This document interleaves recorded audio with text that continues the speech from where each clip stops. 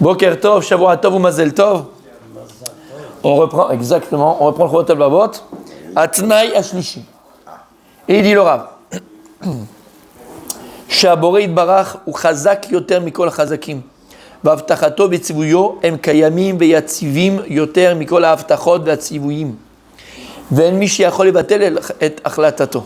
כמו שכתוב, כל אשר חפץ עשה. ונאמר, כן יהיה דברי אשר יצא מפי, לא ישוב אליי ריקם, כי אם עשה את אשר חפצתי. La troisième condition, il est que Akadosh Baruch Hu ou Chazak yoter mikol hachazakim. Il n'y a pas plus puissant que Dieu. Voilà, ça il faut que je le mette dans sa tête. Même si on se le dit, il faut y croire. Il n'y a pas plus puissant que Dieu. Ça donne une limite. Il n'y a pas, tu es obligé, quand on dit El, Anora, Agadol, Vanora, tu as une limite à Dieu. Oui. Ben voilà. Il n'y a pas. Mais c'est humain. Donc il n'y a pas plus fort et plus puissant que Dieu. Rien ne peut arrêter la volonté d'Akadosh Baruch Hu. Rien. Kadosh Baruch Hu Chazak. Va'avtachato yitzivio em kayim yitzivim yoter mikol avtachot yitzivim. Et lorsqu'Akadosh vous promet quelque chose, ou ordonne quelque chose, ou dit quelque chose, rien ne peut venir contrecarrer l'assurance que Dieu y donne, la parole que Dieu y a prononcée. Rien. Rien. D'un côté ou de l'autre. Et personne ne peut venir annuler sa décision. Alors,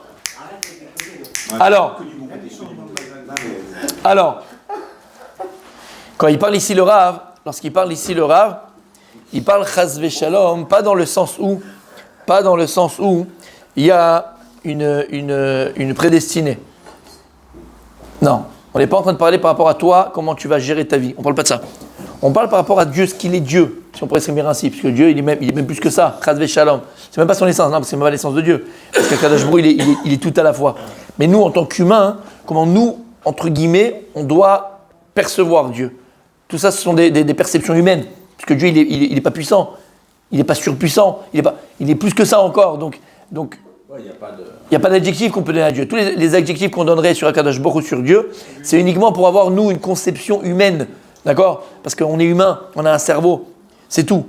D'accord ? Et nous, quand on réfléchit et quand on pense toujours, par exemple, par rapport à la volonté, on parle par rapport à la force de la volonté. D'accord ? La puissance de la volonté.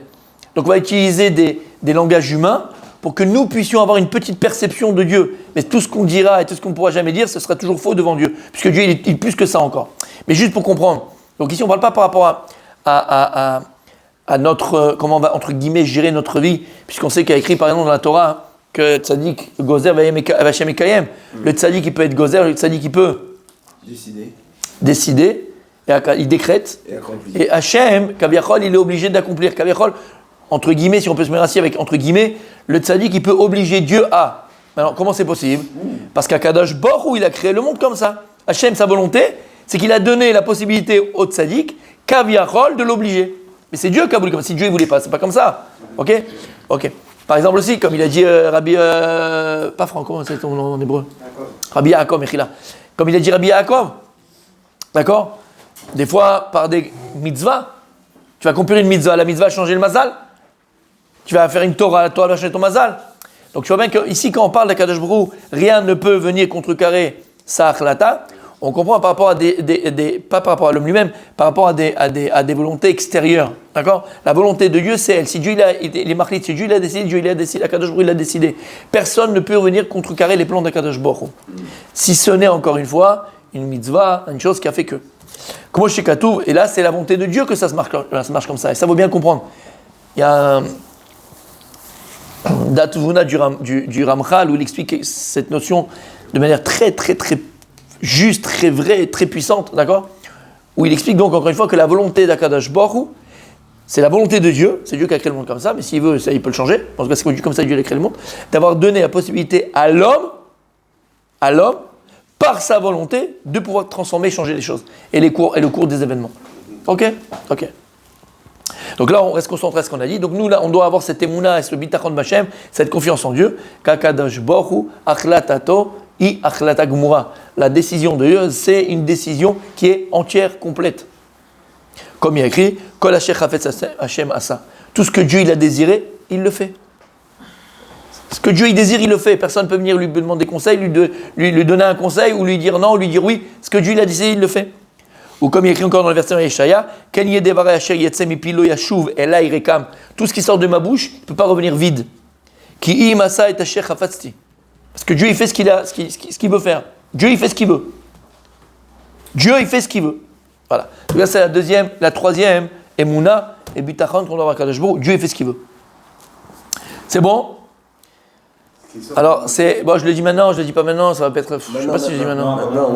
Je le dis maintenant? Allons-y. On ne peut pas attendre. Je ne peux pas attendre? Non.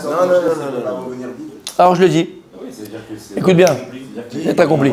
Alors, écoute bien. Hier soir, Rabbi Michael, j'ai. Oui, bon, mais d'accord. Ouais, je parle pas du pari que j'ai mis sur toi, mais sur vous, mais bon. Je m'avais ruiné. Hier soir, j'ai étudié le Bataïn, dont on a parlé, c'était la Iloula, d'accord? Sur la paracha.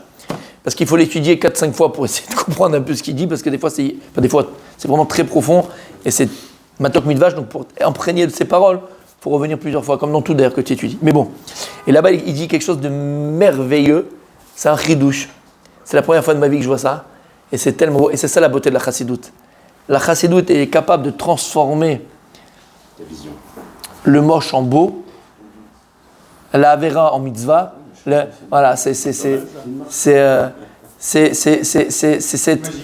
magique. La chassidoute, c'est magique. C'est exactement ça, la chassidoute, c'est magique. Ça illustre bien. Hein. La chassidoute, moi, je l'illustre comment? Par l'histoire connue du Rabbi Levi Yitzhak Mibarditchov. On l'appelait le Sénégoriach chez Israël, on l'appelait l'avocat du peuple juif. Rabbi Levi Yitzhak Mibarditchov, il était amoureux du peuple juif, amoureux du Ham Israël. Et à chaque fois qu'il y avait des choses qui se passaient et qu'ils n'étaient pas très catholiques, voilà, il trouvait toujours le srout sur Israël, toujours. Et il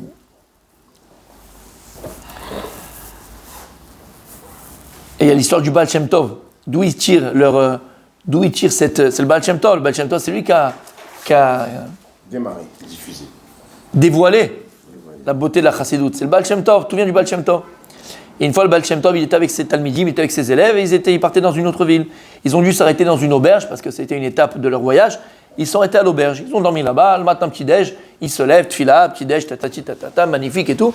Et ils font ce qu'ils ont à faire, ils étudient, machin, il est midi, quoi, d'une heure, il faut manger, tu vois. Et là, pendant le petit-déj. Et à un moment donné, c'était comme ça dans l'auberge et tout, et il y avait la fenêtre, on voyait, et il y avait l'aubergiste qui était à l'extérieur, il avait une étable, et il était avec ses tuilines. Il les voit avec ses tuilines, et il va faire traire ses vaches. Il va traire les vaches, il fait traire les vaches et tout. Les talmidim, les élèves du Baal Shem Tov, ils regardent leur maître, il dit, mais Rabbi, tu te rends compte, ce juif-là, il n'a pas honte. Il est avec ses tuilines, et il va traire les vaches, mais quelle honte, c'est de mes respects, comment c'est possible? Et le Baal Shem Tov de leur répondre, vous vous rendez compte? Même quand il est en train de traire ses vaches, il met les tuilines. Eh bien, c'est ça la chassidoute, mon tzaddik. Exactement, quand tu vois. Eh bien, la chassidoute, c'est exactement ça. La chassidoute, c'est exactement ça, mon tzaddik. Tu vois des situations dans la Torah où tu te dis, mais c'est pas possible. C'est sûr que c'est une avéra, c'est sûr que c'est pas bien ce qu'il a fait, tel ou tel. Et la chassidoute, elle te transforme cette chose-là en matok midvash. Et mettre, c'est pas quelque chose, voilà, bon, on n'est pas dans les bisounours, pas du tout. Parce que cette histoire, elle est tellement vraie. Toi, tu te mets là, tu te rends compte, il met les tuilines alors qu'il est en train de faire. Mais peut-être que lui, au contraire, il a mis, malgré qu'il est en train de faire là, il met les tuilines. Tu te rends compte ce que c'est? Il a fait. Alors, il a la connexion avec Hachem. Mais oui, mais ça veut dire que pour lui, à son niveau, à lui, c'est au Hachem qui met les tuilines. Même quand il met les. C'est retourner les choses possibles. Exactement. Par exemple, hier, et là. parce qu'il a la tête dans la Mishnah, c'est ça? C'est ça. Ne remue pas le coton dans la plaie, j'ai perdu beaucoup d'argent à cause de lui. D'accord? Alors regardez, il y a écrit dans la paracha, Vayeshev Yaakov Beretz Megurei Aviv. D'accord? Il y a écrit dans la paracha, Vayeshev Yaakov Beretz Megurei Aviv. Yaakov Avinu, paracha de la Shavuot de la semaine, il a donc demeuré dans le pays de ses pères. Il a fait, la Barashi ramène le Midrash qui dit, Bikesh Yaakov Leshev Beshalva. Kafatz al Rose chez Yosef. Yaakov Avinu, il a demandé de demeurer tranquillement, prendre la retraite entre guillemets, tranquillement. Alors il lui a sauté, entre guillemets, il lui a sauté à la figure l'histoire de Yosef.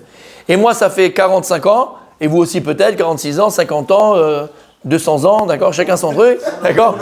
On parle dans la tête, hein, on parle d'accord, ok, 2 ans, d'accord. Ok, moi jusqu'à présent, comment je pensais cette histoire-là?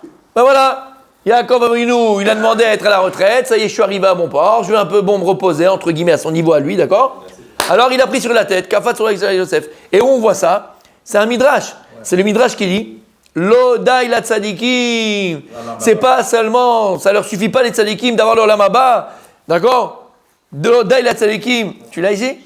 Eh ben voilà. Tu peux le dire? Lo dai la tzadikim. Dis-le en français, comme ça va être juste. Dans 2 secondes, je retrouve le commentaire. D'accord, donc demain matin. Alors, Lo dai la tzadikim, d'accord? Ça suffit pas aux tzadikim d'avoir le olam haba. Et en plus, ils veulent aussi, entre guillemets, le olam hazé. D'accord? C'est ça qui est écrit? Tu l'as ou tu l'as pas? Ya baba. Non, mais non, fais pas de mytho que t'avais dit tout ça, c'est pas possible. D'accord. D'accord? Et là-bas, il y a écrit quoi? Hein? Le Midrashi dit, normalement, Rabbi aussi, normalement, Yaakov Avinu, le Midrashi dit, il aurait dû descendre en Égypte, Béchal Shelaot Shel Barzel. Vas-y, dis-le. Pourquoi les justes ne se contentent-ils pas de ce qui leur est réservé dans le monde à venir, et veulent-ils aussi jouir de la paix dans ce monde-ci? Il a fait. Donc quelqu'un a écrit quoi? Pourquoi est-ce que les justes ne se contentent pas de ce qu'il y a écrit, de ce qu'ils ont à avoir dans le Maba, dans le monde futur, et ils veulent aussi quoi? Profiter dans ce monde-là. D'accord? Il a fait. Attends, je ne perds pas le fil. Il a fait, c'est quoi? Là-bas, le Midrash dit, normalement, Yaakov, il aurait dû descendre en Égypte, Béchal Shelaot Shel Barzel. Il aurait dû descendre en Égypte avec des chaînes enchaînées, des chaînes en fer, entre guillemets, de manière méprisable, méprisant, méprisé. Mais Shel Barzel. Non, par rapport à la Xéra, par rapport au décret que Dieu avait fait avec Abraham Avinu. Il aurait dû descendre avec des Shel Barzel, avec des. On va pas revenir. Akadosh Baruch Hu, il a demandé à Abraham Avinu, qu'est-ce que tu veux? Est-ce que tu veux ça ou est-ce que tu veux ça? Il lui a décidé, pour le Ham Israël, c'était mieux qu'ils aillent en Égypte, au moins il y a une chance qu'on s'en sorte. D'accord? Et c'était Ben Abetarim, bon, on connaît l'histoire. D'accord? C'est là, d'accord. Et donc là-bas, il y a écrit Yaakov aurait dû descendre en Égypte, c'était le décret à ce moment-là, avec des chaînes enchaînées, avec des chaînes en fer, méprisables. Mais finalement, comment il est descendu Yaakov Avinu? Le Midrash dit Aval, Yarad be Kavod Gadol. Il est descendu avec un grand Kavod. Lama, lorsque Yosef il s'est dévoilé à ses frères, il a envoyé les chars et tout l'Égypte est sorti chercher Yaakov Avinu. Il est venu Bekavod Gadol. T'entends? Oui, c'est bon? Écoute bien. Omer Abataim. Vayeshev Yaakov beretz megurei aviv. Akadosh Baruch Hu, Yaakov Avinu. Il a voulu demeurer tranquille dans le pays de ses pères. Il dit le Bataïn, écoute bien, Yaakov lui a écrit Tzadik, Gozer Vashem Ekayem. Yaakov Avinu, il a prié à Kadosh Baruch Hu. Pourquoi? Pour changer la Xéra? Quand il y a écrit dans le Midrash, il dit Lo dai la tzadikim, ça suffit pas aux tzadikim dans le Maba d'être là-bas avec tranquillité dans l'Olam Haba, ils veulent aussi la tranquillité dans ce monde. Il dit là-bas, c'est pas une affirmation de Dieu, ça suffit pas, comme nous on comprendrait, non. C'est une affirmation, c'est une question. Pourquoi en vérité? Pourquoi est-ce qu'on dirait, ça suffit pas aux tzadikim dans l'Olam Haba, et ils pourraient pas avoir ce monde-là? Et il dit le bataille, tu vois même des tzadikim, pourquoi les tzadikim pourraient avoir l'Olam Hazé, l'Olam Haba? Et d'ailleurs la Gemara nous dit qu'il y a des tzadikim qui ont eu et Olam Hazé et Olam Haba. Lama, Rabbi Yehuda Nassi, il était très riche. Rabbi Elazar Ben Arach, Rabbi Elazar Ben Arach, il était excessivement riche. Il y a des Gedolei Israël, il y a des Tanaïm Agdoshim, ils ont eu Olam Hazé, Olam Haba. Donc ne lis plus le Midrash. Bien sûr. Il a fait. C'est aussi le bonheur. Et la tranquillité, mais dans ce sens-là, c'est Olam Hazé, quoi, le Olam Hazé. Et c'est comme ça qu'il faut dire. Là, le Midrash, il ne dit pas que Kadosh Baruch Hu, Kaviachol, il affirme. Non, déjà ils ont le Olam Haba, ils ont le futur, alors qu'ils n'auront pas ce monde-là. Non, c'est pas ça qu'elle lui dit. Pas comme ça lire le Midrash. Pourquoi pas en vérité? Peut-être s'ils ont le Olam Haba, pourquoi est-ce qu'ici ils n'auraient pas le Olam Hazé? Sur ça, il a demandé Yaakov Avinu. Alors c'est vrai Yaakov, il aurait dû descendre comment? Avec des chaînes. Ah, tes poignets comme un esclave. Yaakov Avinu, il a pris Akadosh Baruch pour avoir Gamol Lamazé. Alors Akadosh Baruch, qu'est-ce qu'il a fait? Kafatz alav rogzo shel Yosef. Il a écouté cette fille-là. Alors c'est vrai, Yaakov, tu devais descendre normalement avec enchaîné. Maintenant, j'ai écouté ta fille-là. Tu vas aussi avoir Lamazé. Alors tu sais quoi? Kafatz shel Yosef. Il va avoir l'histoire du frère de Yosef qui vont le vendre. Et maintenant, qu'est-ce qui se passe? Quand il va devoir descendre en Égypte, comment il va descendre? Bekavod Gadol. Bekavod. Inachinami. Comment ça s'est passé? Ça, c'est après le libre arbitre des hommes qui sont sur terre. Aval. Akadosh Baruch il a écouté la tefila de Yaakov et il a transformé le décret sur lequel il devait descendre Bechal Shela Shad Barzel et il est sorti Bekavod. Il est descendu Bekavod Gadol. Pour te dire que quoi?